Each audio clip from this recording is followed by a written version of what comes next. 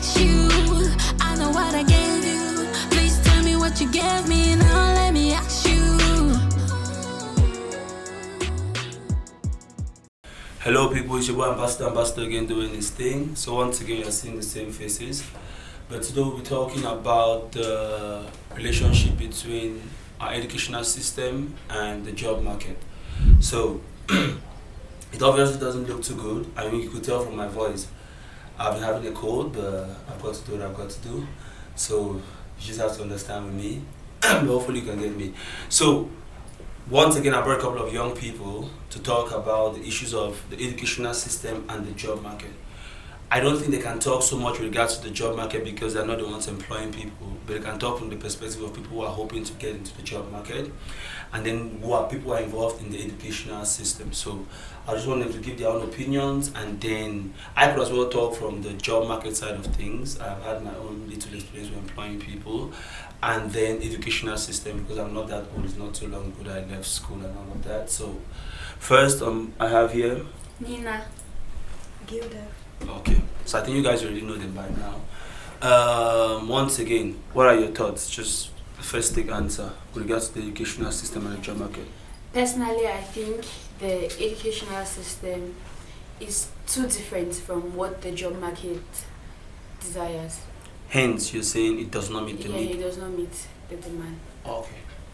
Yeah, I'm going to agree with her too that the educational system does not meet our job market. Okay. So this is one of those topics where I just had to Google one or two things to look at the statistics of the educational system. According to UNESCO, it says the literacy rate in Cameroon, which is 75.5%, that's taken from 15 years old and above. And then we have the primary gross enrollment ratio in Cameroon, which is 98.6%, indicating that most people go to primary school.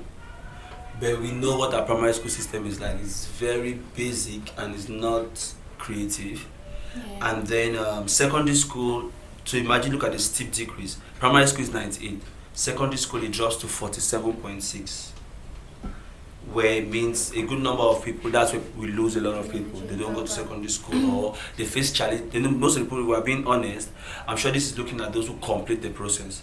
But a good number of people start, but they don't complete. They get frustrated maybe by their own exams and all of that, and they give up.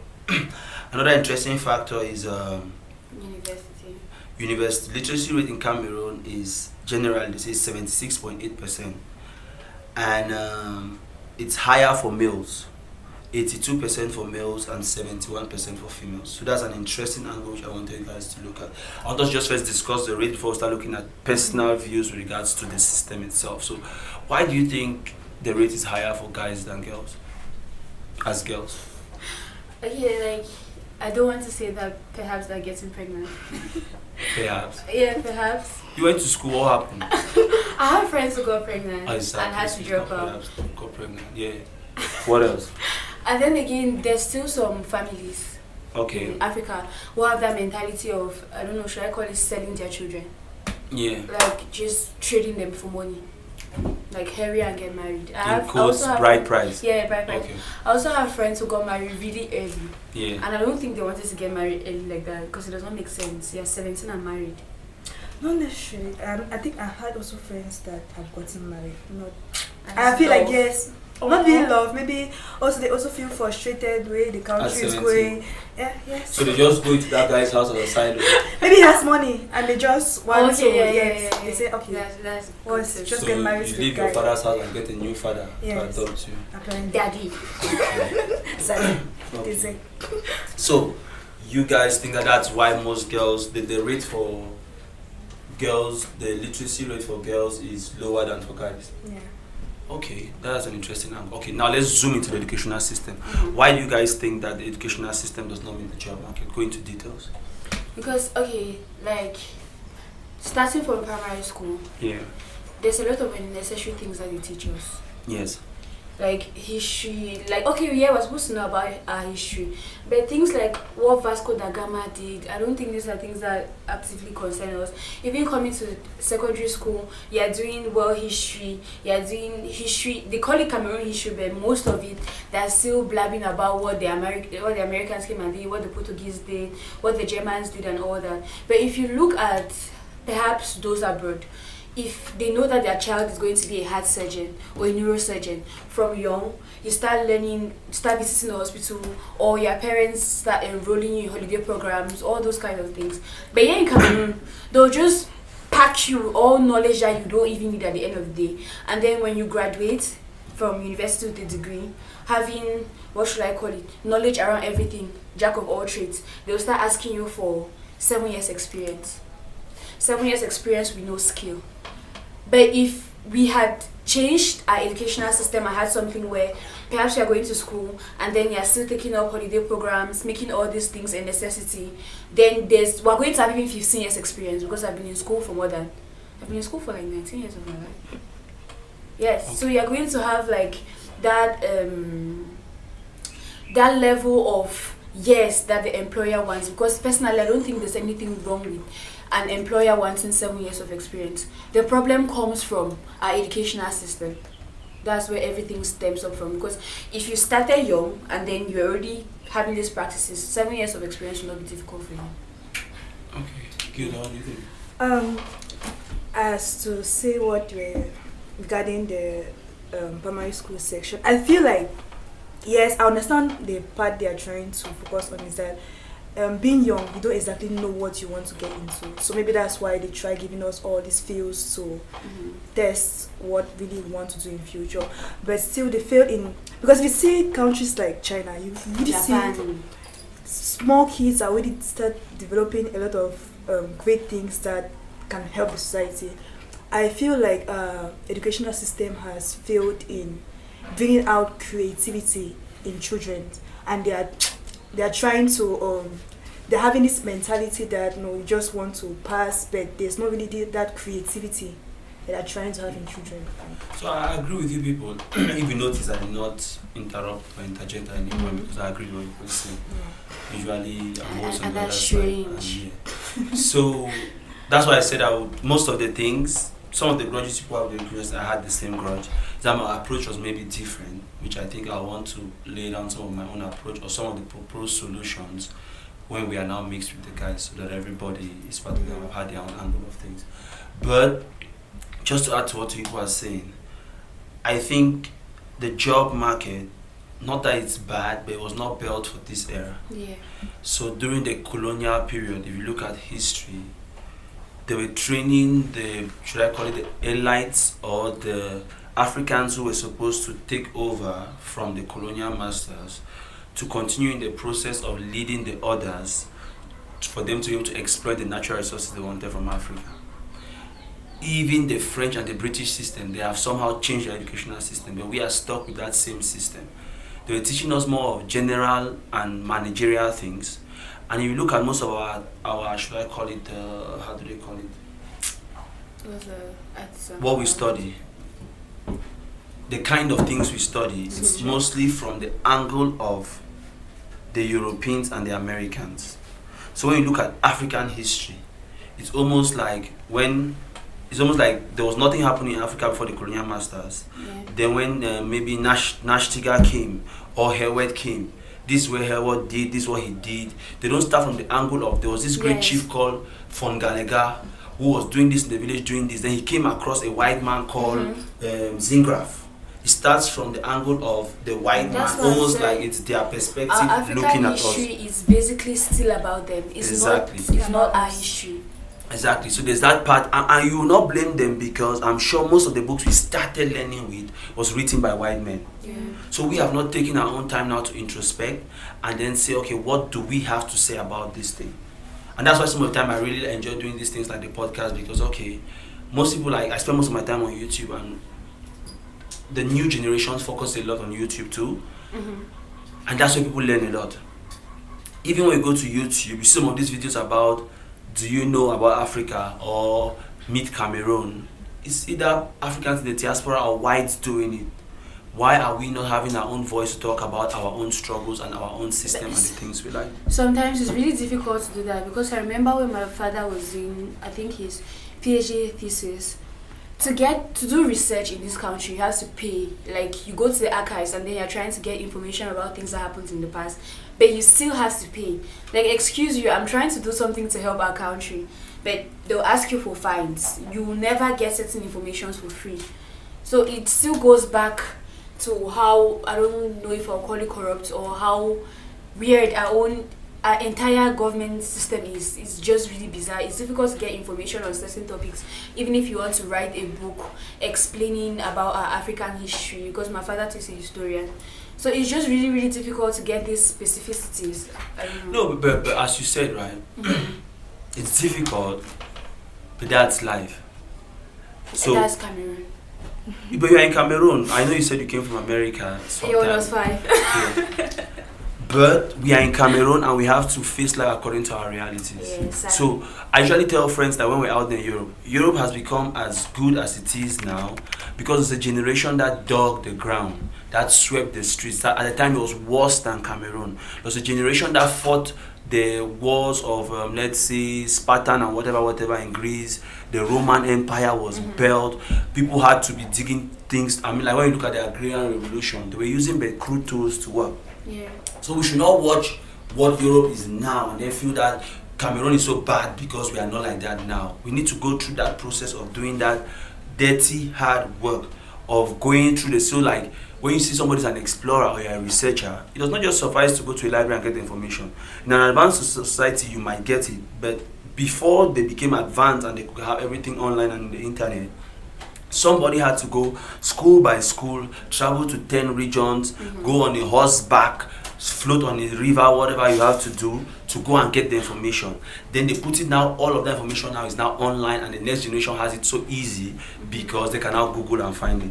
But if no generation wants to do the hard work of floating on that river and climbing on that horseback to go and get information, nobody will never have it and will still be forced to read those things. Imagine like those Zingraf in those days who came to Africa from another continent to another continent, coming to do the research, mosquitoes and all of those things they were not used to, because they have that spirit that we want to conquer, we want to make things happen. They needed spices and they were looking for the, I don't know, the great route to India, and that's how they were moving around and meeting America and whatever. But if we don't have that explorer feeling of we want to make things happen, and that's why I said there are lots of things I want to say of, let's not just blame it on the educational system. There's also some responsibility we as young people have to take, like, okay, our system is what it is. It's maybe a mess. It's not like what we want it to be, but there are things that we can also do to make it better. Yeah, that's true. So what do you think, Hilda? What, from the angle of what I'm now hammering on now, as regards to the educational system not meeting our needs? One, we have highlighted the curriculum. Okay, that's the word I was looking for. Yes, the curriculum. The curriculum is not built for us, right? So what are some of the things we can do? As I said in the last part with the guys, we're going to look at solutions in depth, but just first hand. And I want us to emphasize on the fact that girls are at the, should I call it, the bad end of these statistics. So what can girls do? You guys mentioned pregnancy and marriage. I also think that our culture, as you guys know, my own angle is always from a very beginning thing. Our culture makes girls lazy. That's my Makes thought. girls lazy. Yes. No, lazy how? Okay. So I think girls are from the perspective of one day I'll get married and meet a man who will solve all my problems. You guys said it now, get married to a rich man who will. That's one angle. From school, I know you have many things to say. That's why I said girls make girls lazy. From school, I remember they'll give a guy 300 francs for food money, give girls 300 francs for food money. The guy thinks that he has to save his 300 francs. Maybe he wants to buy a nice shoe so that he will look good to his friends and to the girls. He might also keep a 100 francs knowing that he has to buy the girl he likes in school a gift. So the girls already start having that mentality of we are receiving. The world has to be soft for us. But the guy has the mentality of I have to break this ground, walk in the chantier, do whatever it takes to make things happen. Okay, but Please. People should know. Go Slow first. down, one at a time. Yes, go. Okay. I like to, we're getting that fast. Yes. I would like you to understand that it's not only from the girls that we start having that mentality, right back from our parents. Yes. Take simple example in a family, in a household, right? Yes. You're in the kitchen. Your mother is in the kitchen. Yes. She invites the girl to come to the kitchen and help her. Yes. And she restricts the boy, if at all he wants to, from getting to the kitchen. Yes. And makes her to understand that a woman's place is in the kitchen. Yes. So it's from these little aspects that start making some girls, Yes. have this mentality that, okay, in the future they don't really have to stress. They can Because just they're in the kitchen, yeah. they'll just marry a man, then their responsibility just Yeah, but that's And what you I cannot- said. I did not blame the girls. I said our culture. You That cannot includes our mothers, because once you say that the girl is in the kitchen, Yeah. she feels like, okay, if I just know how to cook, that's then, all. yeah. So that, yeah, I agree She with does what not I'm need to saying, go yeah. far. So our culture makes. Well, I use the word lazy Cooking because I is like not to. even lazy. And If sometimes- somebody is cooking, the person is not lazy. She No, gave, I'm she gave just- the example I'm of just cooking, giving right? example. But there are Yes. many things which girls are made to feel like school is not the main thing that Yes. will make them Yes. But there are survive. people okay, they will leave school, yes, they'll marry a man and they'll be hardworking in his house.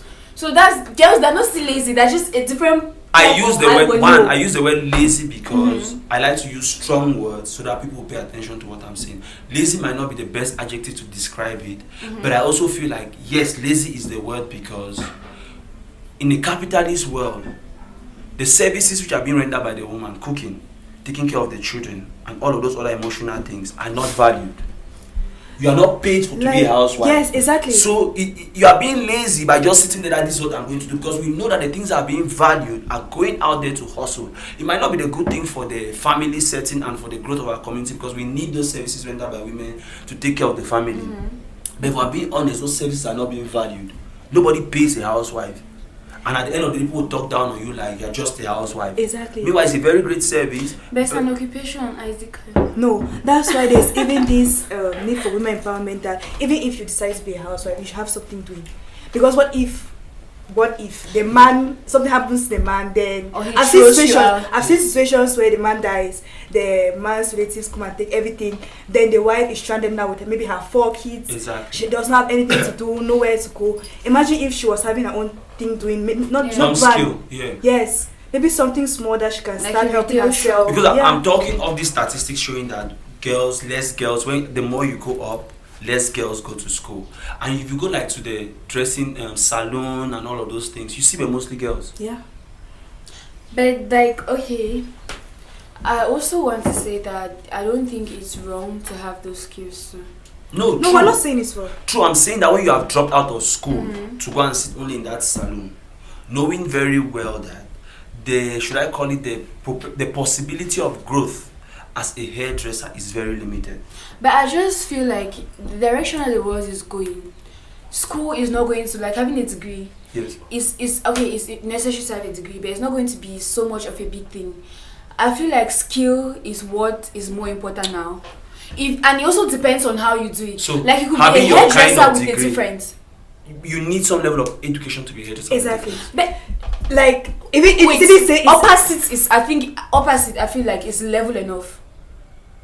Not in the You can can have say- an A level. No, that people were really crazy with a very crazy mindset. You can have an A level. But those are exceptions. Yes, those are exceptions. So but we're the talking about majority. the general- majority, the because majority of when we're them, looking at right. these statistics about women, it's about the majority, the general Yeah, right. population, and hence, when women are going less to school in a society where they're trying to have empowerment, that just speaks to what's going to happen down the line. Because okay, less women are going to school, less women are going to offices, less women are going to the parliament. The laws are now maybe against women. And that trickles back now to okay, that means that it just makes conditions more and more unfavorable for the women to survive from the educational system to the workplace. So I think those are things we should be taken to. I always said that for me, on days like Women Day, instead of people wearing wrapper material and then dancing and then doing suleve the whole place, they should instead organize conferences where they sensitize women about this kind Yeah. of issues. Let them know that the power is not about shouting at women, no. The power is about maybe creating a company employing just women, having more women parliamentarians to sit there, and then it will surprise you, like women are always the majority, but women don't vote women.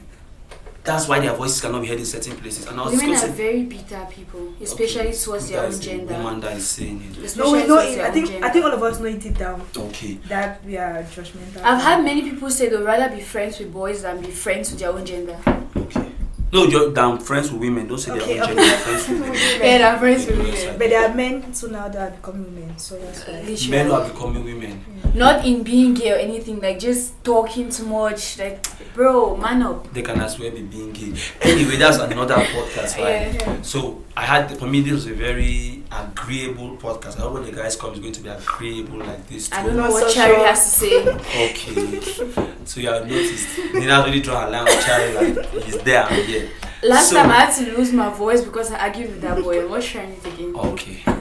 Noted. So when we're going to have the mixed conversation, we'll first listen to the guys, then we'll have the mixed conversation, and then hopefully it's going to, as I said in the final mixed conversation, I want it to be very oriented towards solutions. Yeah. It is what it is. Less women are going to school. The educational system does not meet our needs, but what do we do about it? So let's be thinking in that direction, because we should not only list problems, we should be able to give solutions. So once again, thanks for being available to give your opinions, and yeah, guys, subscribe, like.